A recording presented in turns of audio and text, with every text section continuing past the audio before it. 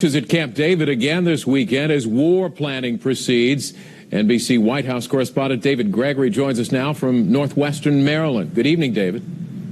Good evening, John. Even as the president huddles with his top advisors to discuss war plans, aides say he has become increasingly concerned about effectively communicating the war plan to the American people.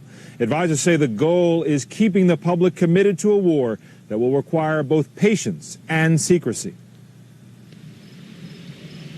Working at Camp David this weekend, the president used today's national radio address to remind the country the military buildup now well underway is for a slow, far-reaching campaign. Our war on terror will be much broader than the battlefields and beachheads of the past. This war will be fought wherever terrorists hide or run or plan. White House sources say Mr. Bush has been singularly focused on war planning and diplomacy, constantly restating the mission to even his top advisors. And the president is said to have rejected the idea of quick retaliation, preferring instead to carefully plan an attack that will result in the capture of prime suspect Osama bin Laden. U.S. officials say Special Forces soldiers have been working in the Afghanistan region to prepare for a U.S. attack. Previewing the effort, one advisor says the U.S. will not be, quote, shooting to scare them.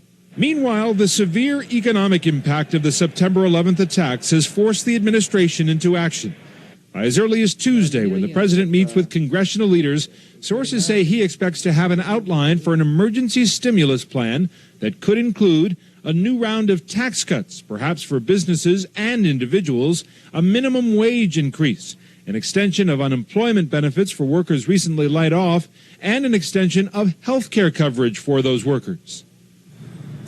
And aides say the president, in a phone call to House Democratic leader Gephardt this week, made clear he is not looking for a fight on this economic recovery plan, nor is the public.